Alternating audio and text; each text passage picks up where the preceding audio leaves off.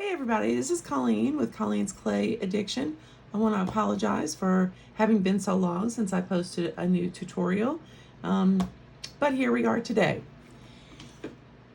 Although most of my tutorials have been about making the character clay canes, today I thought I would show you something a little different and show you how to use those clay canes, because it's some people don't really understand what exactly they're for. People who aren't in the clay family, so to speak, don't understand sometimes what canes are used for. So I thought I'd do a quick little tutorial about covering a glass jar. And you can cover anything. So I'm going to show you that today we have red and white, and I've also got the dumbo cane. Let's see, can you see that? I've got the dumbo cane in several different sizes that I've made recently. And I want to show you the reason I have the red and white, and it's because, and that's called an unfortunate phone drop. Anyway, so I made a light switch plate, and I was thinking of the circus tent, and I kind of got my inspiration by looking up online for some circus tents, and it appears a lot of dumbo circus tents were red and white striped. So I thought, wouldn't it be cute to put the red and white striped background, and then I could put dumbo on it. So that's what I did, and I think it came out pretty cool. So one of the reasons I really liked the red and white was because I made a pin with dumbo, and while it's kind of cute, it's just solid dumbos, but you kind of lose sight of what it is. Whereas with the red and white, they really stand out, make dumbo really stand out well. So I took two red and white colors. I went ahead and rolled them out to the largest size, which is a 1 on my machine. And let me just show you how I'm going to make the red and white stripes. So one of the easiest ways to do the red and white stripe, and it's a little bit tedious, but you just cut little strips. We'll just do all the white first. Well, not all the white. I'm going to show you a few, and then I'm going to make them and then come back to you, because this is kind of boring to watch this. So what I'm going to do is simply put them together.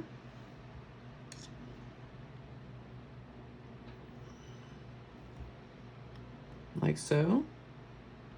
It's not really rocket science. It's just building up my piece that I can put it through the clay machine, pasta machine.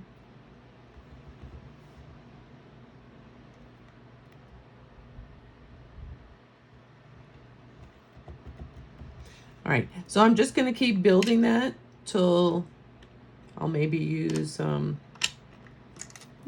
about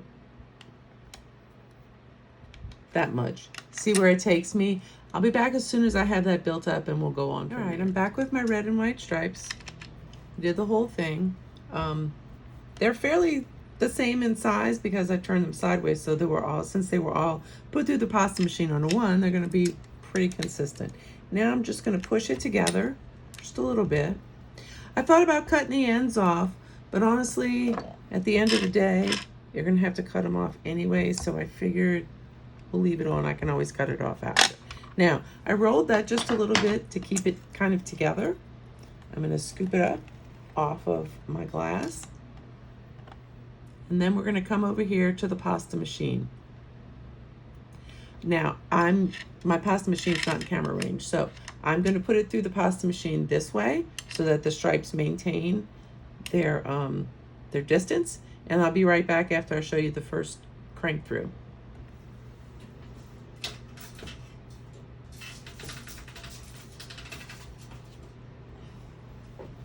There we go, I'm back. Now, that's at a 1. Now, what I thought we'd do, take that lid off. What I thought I'd do is go around with my stripes down. But 1 is way too thick to line this with. And I thought about doing it a couple of ways. Normally, when I make my coverings of things, I make them all flat. But I've had problems when I do that when I roll the figures out, sometimes they get a little distorted. So I thought this time what I would try to do is put the red and white all around like I did on the light switch plate, and then put the dumbos on top. So I'm not going to want this at an 8, at a 1, because that's way too thick. So I think I'm going to go and cut it down to maybe a 5. Let's see where that takes. I ended up rolling it out at a 7. So here I am back with it. This is my favorite blade, by the way, the little 4.5 inch one. I just find those so much easier to work with, 4 inch, whatever it is. Now I'm gonna get my longer one because it's a little bit bigger than 4 inches. And I'm gonna go ahead and even off this end. I'm gonna kind of leave this over here in the scrap pile area just in case I need to fill in somewhere or something like that. Chances are, because I'm not much on pre-measuring, I'm going to have to go ahead and make another striped cane, because I don't think with 2 layers of this it'll be enough to go all the way around. But we're gonna see, and I know it'd be easier to stripe it this way, but I just feel like the circus tents are straight up and down, so we're gonna want to do it straight up and down. So what I'm gonna do is measure where it goes here into the end, and I can see that it's right about, let's go with right about here. Okay, so I'm gonna cut the first one. I'm gonna scoop it up very carefully because you really don't want it to rip. And go ahead and put your first set of stripes on. Oh, that's so cute. I really think this is gonna be kind of adorable.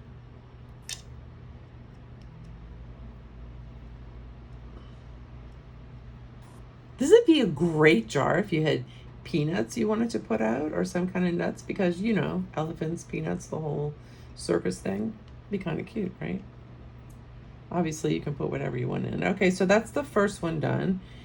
And now also I want to note, when I made this row of stripes like this, because I knew that I was going to have to cut it in half this way and add on from the end, I made 1 red and 1 white stripe.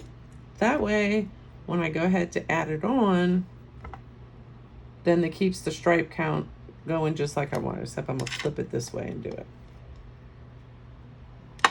I'm sorry, you couldn't see that, could you? Let's try it this way. Maybe we'll try it this way. There we go. So the stripe count, it's going to go that way. And they honestly don't have to be exactly perfectly straight up and down, because it goes for the, you know, bends in the wind and what have you. All right, so now we have the stripes, number 2. Now I didn't cut that one beforehand, but it's not a problem because you can just come in here with your blade and go all the way around, chop it off as necessary. Okay. So now what I'm currently missing is a piece about that wide. So I'm going to go ahead and make some more stripes with this. So I'll have to go a little bit more narrow, maybe like 1 inch, because when I spread it out, it's going to get wider. So I'm going to cut a little bit more, make another piece to fit in here, and as soon as I have that piece made, I'll be right back. So just to give you a little idea, this is the size piece I made. I feel like that's going to be enough when I widen it out a little bit by putting it through the pasta machine. That's pretty close, almost to the size I need. Let's see, if you look at it, it's pretty close. So let's see if we do it down to a size 7, what we're going to have.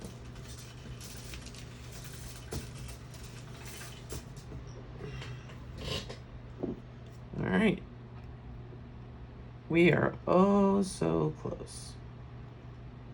I believe they say close but no cigar. We shall see. Now, I have one of 2 options here. I can either decide to push them together, or I can decide to make one more row. Let me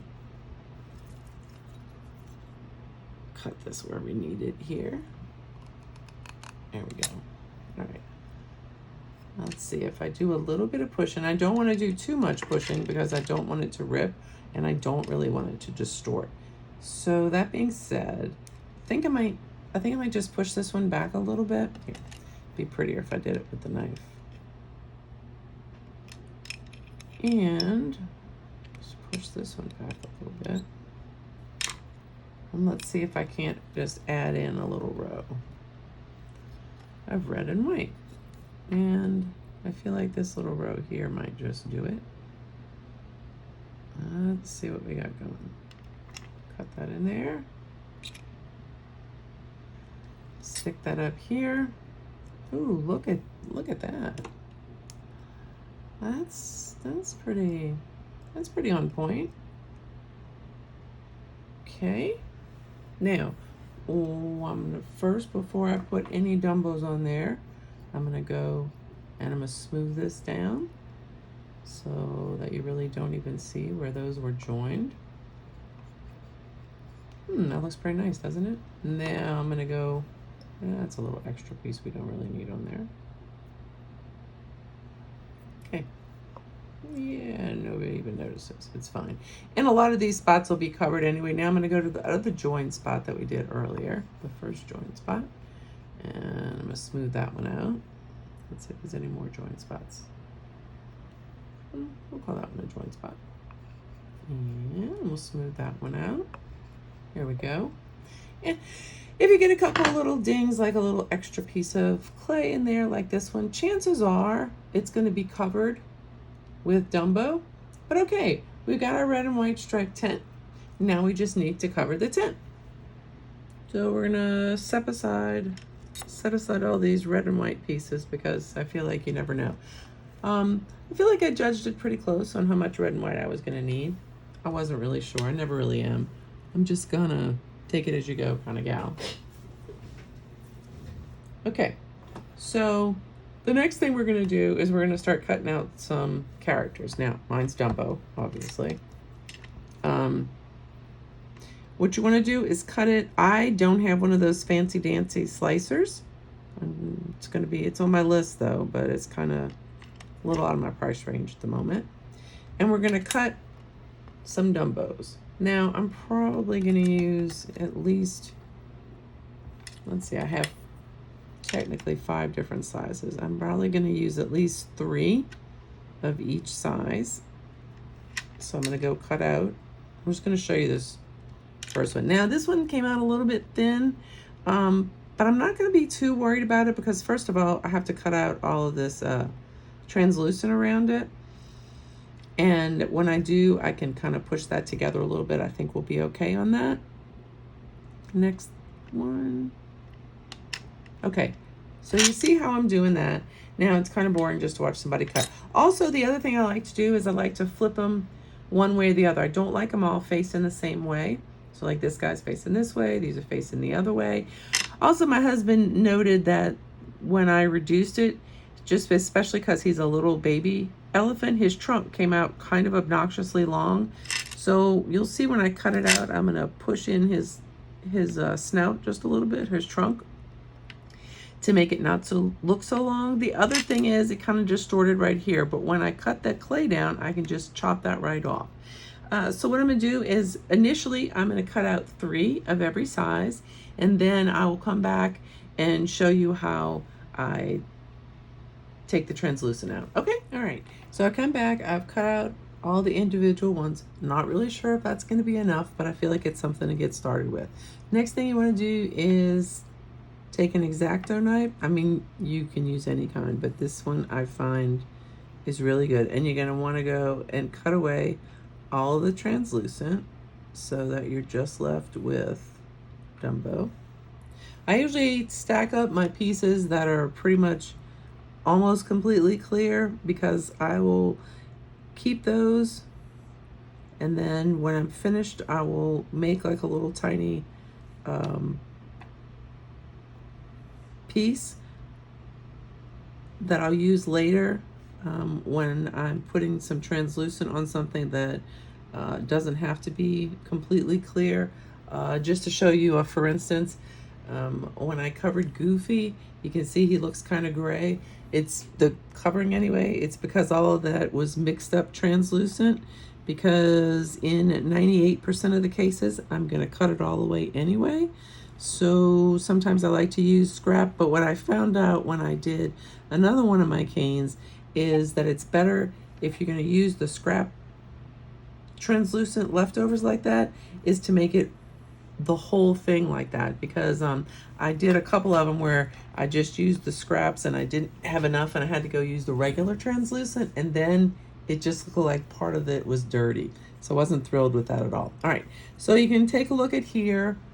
I'll zoom in just a little bit on it. You can see that I've pretty much cut him out all the way around. When I do this, then I can go, if I want to reshape him a little bit, because I feel like he's a little bit cockeyed or anything, and I can push down his little snout to make it not so it looks so big. Now when I'm finished, I got kind of exactly what I'm looking for. So it would be pretty boring to watch me, so I'm just going to go through right now, and I'm going to trim down all of these, and then I'll come back and we will start putting them on our glass. And magically, just like that, we're all trimmed up. There's no particular rhyme or reason. The only rhyme or reason I would say is if they have bad spots, that you want to try to make sure you hide those. So this is a little bit of a wavy line where I thought I could push it with my finger to put it together. So let's take the first Dumbo and put him there.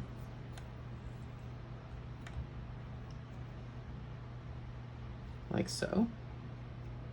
And we're going to keep him 3D because I think it looks kind of cute, kind of maybe like he's flying around a little bit, except he's not in flight motion. But that's what I'm going to do. And I don't honestly have a rhyme or reason when I do these.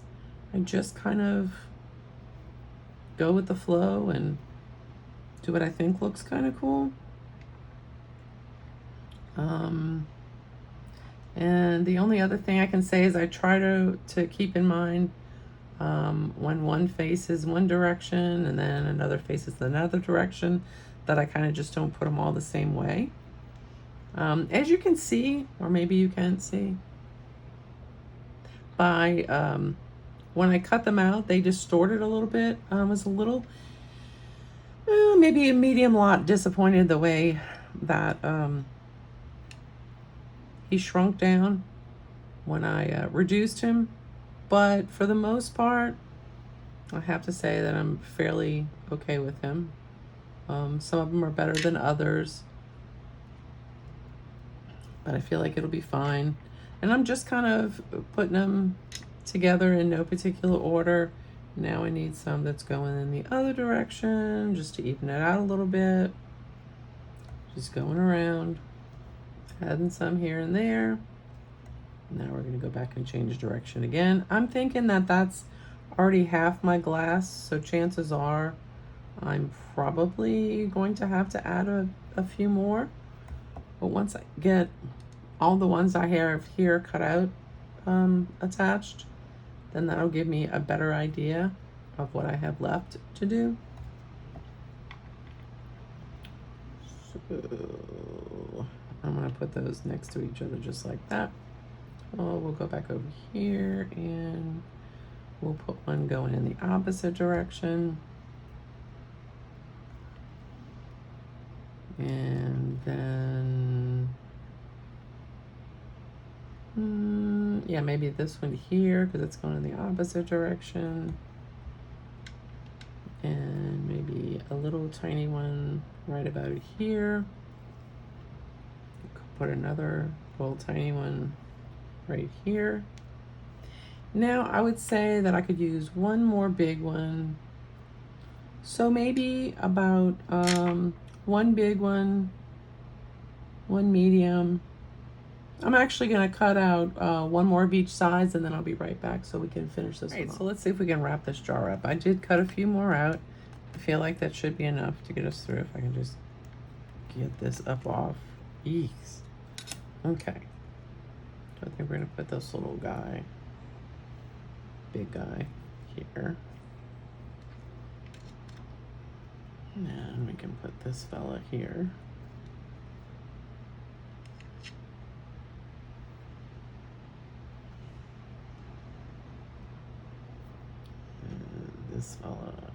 here. And then we get this cutie pie.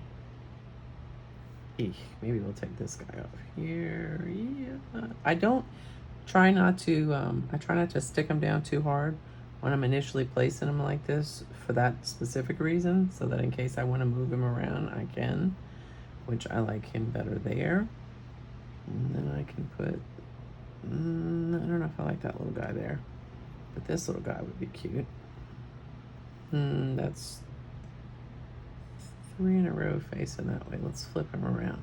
Now, sometimes when you cut them out and you trim off the excess, the translucent, sometimes the opposite side doesn't work so well to just easily be flipped over. And actually, sometimes they work out fine. So you just have to play it by ear. I think with that, I'm going to take this last little guy, put him here, and there we go. So I sort of think it's like imperfect perfection. I don't know. That's my saying for it. How you like that? Who knows? Anyhow, there's no particular rhyme or reason. There's no particular pattern or direction, and I think that that's the best way to go with it. Plus, you don't have to use nearly as many of the characters when you have a background, because then it gets kind of overwhelming and you really don't really get to see everything. Like, for instance, my cup here that I did, it's pretty much almost solid characters. There's very little background. Like, there's a little bit of darkness here. That's basically the background color I have, and I just put that in. But this took a lot of care, and that between cutting the translucent away and doing all the fitting the canes on and putting in the background to fill in the blank spots, that project literally took me an entire day, like all day, like an 8-hour day. Anyhow, enough of that. So onward we go. The next thing I'm gonna do is, I'm looking at the other jar I made like this, and this is pretty much where I left it, kind of mid-range here. So make sure that's kind of evened off. Push those together. Hello. Push those together a little bit real quickly right there. Scrape that off. There we go. We're good there. I'm going to take the bottom part and I'm going to cut it kind of at an angle here. And the reason I'm doing that is so that after it's baked, when it's sitting on something, you won't be sitting partially on clay and partially on glass, and that way it won't make it wobbly or anything. And it also gives a little bit of a finished look all the way around the edge when you have the same kind of cut going. So there we go. Now we have the angled cut going all the way around. Take out and smooth out any edges that there are left. And then the next thing to do, I'm going to push everything down just a little tiny bit, like not a lot at all, but just a little tiny bit to make sure everything is attached properly to the glass and didn't bunch out of place too much. And push all the elephants down. And then the next thing I'm going to do is I'm just going to go bake it. And I'll be back with you to show you the finished product from that. But so far, I think it came out pretty cute. And that was pretty easy to do. I also have a bit of addiction with covering pens because I just think they're so cool looking. So I took a little bit of the striped that we had left over, and I'm going to cover a pen with that. And just go and roll it around. You can go and cut it off the line where it meets. And then you go flip it over, put it together. Those weren't going to work together because they started angling, but these at the top do pretty well. Okay, and then I'm going to go ahead and roll it a little tiny bit so I can get all those lines out where it meshes together. Roll it a little bit on here. And then let's just see. I don't think it's going to take too many of these, and also I'm not going to want a very, very big ones on there. Also, I don't know, I feel like I'm not going to want that poking out a whole lot when you're holding a pen. So I'm going to try to see if I can't without distorting them. Sort of push them into the clay a little bit so they really aren't poking out a whole lot, but I don't want to distort Dumbo. So kind of like that. That's not so bad. And I'm gonna put this little guy here.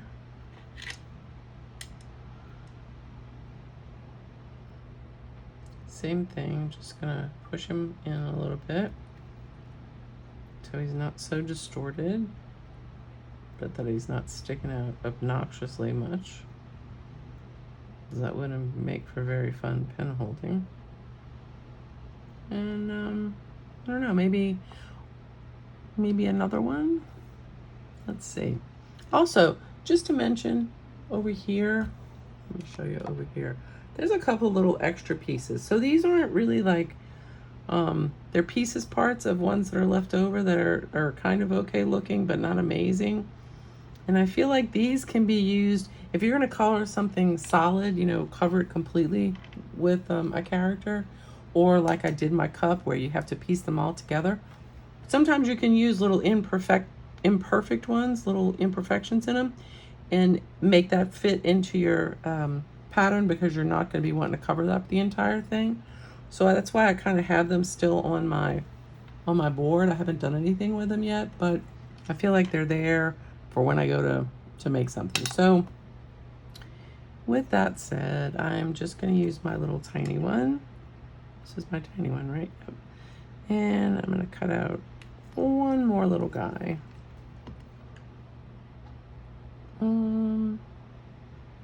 Yeah, just one more little guy should do.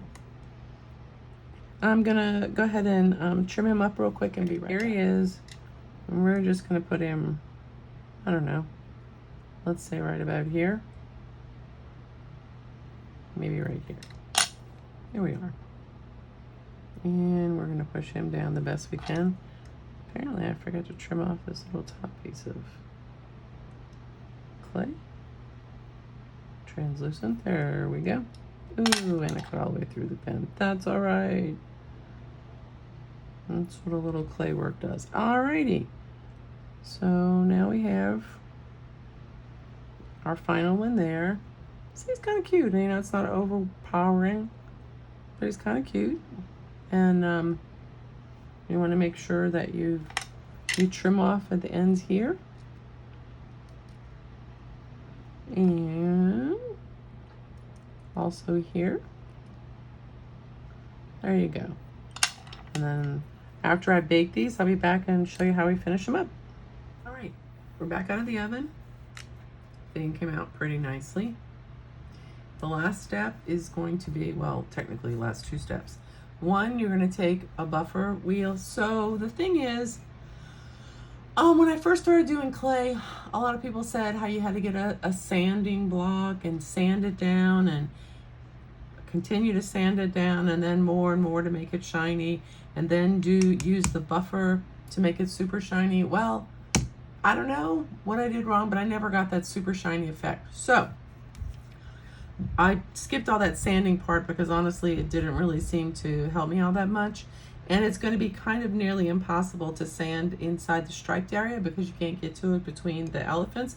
So the important thing is I'm sanding the top of the elephants to make them super smooth, and then I'm going to put on a gloss coat. So I'm just going to show you real quick.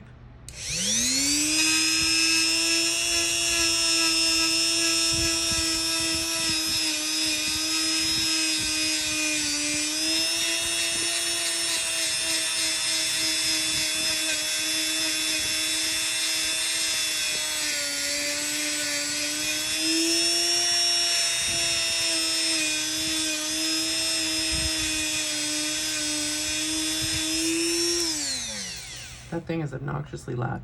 All right, so if you look at this one, it's kind of smooth and shiny. And if you go to this one, it's kind of not. So all I'm trying to do is get to this shiny. You can see it doesn't really take that long, but it's going to take a couple of minutes for me to do each one of these elephants.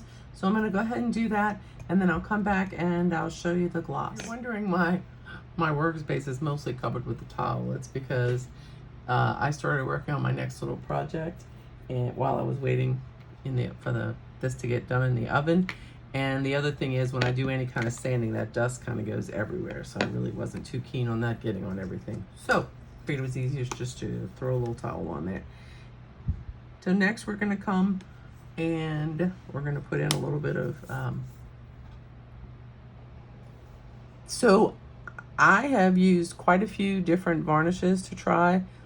By far, High Gloss, my favorite, absolute favorite. I've done other ones and they're just a regular gloss, and you know, it's fine, it's acceptable, but it's not great. It's definitely not great. So let me go grab a paintbrush real quick. Thought I had one right by me. Apparently I did not. Now I do. Okay.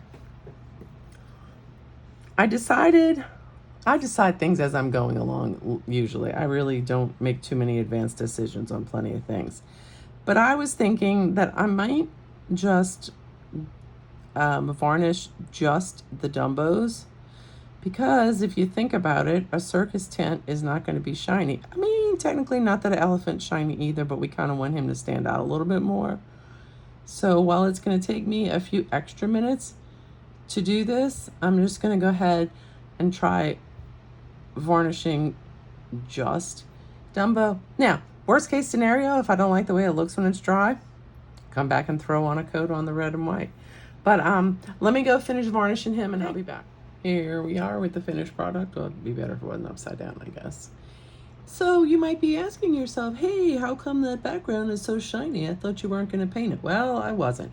But what happened was, after I finished painting all of the elephants, then some of them, apparently I got a little too aggressive in putting the varnish on there, so they dripped a little bit on the background. At that point I figured, hey, I might as well make it all shiny, right? That's why you got to kind of be open-minded about what you're going to do, and be willing to change and go with the flow. So I hope you guys enjoyed this. I hope you learned something. Thanks for checking in with me. Have a great day, says Colleen with Colleen's Clay Creations. Nope, Clay Addiction. Just kidding. It's my I used to be Colleen's Creations when I was just artwork, before I knew anything about polymer clay. And then I went with Colleen's Clay Addiction. So here we go. Have a wonderful day. If you're not a subscriber, I'd love for you to subscribe. Otherwise, see you next time. And here we are. There's the finished Dumbo jar. Got a cute little lid on top. So I used to cover the bottoms of my jars, but there's a couple of reasons I don't anymore. One is I don't really think it's necessary. Two, especially if you're going to fill the jar. Two, I pour a lot of soy candles, and sometimes I use my decorated jars to do that. And I normally put a glass jar on the stove to heat the wax, and you definitely can't heat if it's got clay on the bottom. So that's another reason I don't do it. Also, I've done a couple of things that I had the clay on the bottom, and I didn't have it exactly perfectly, that I didn't check it, and it kind of was off kilter a little bit. So that's just my tidbit of information. Hope you enjoyed it. Have a good one, everybody.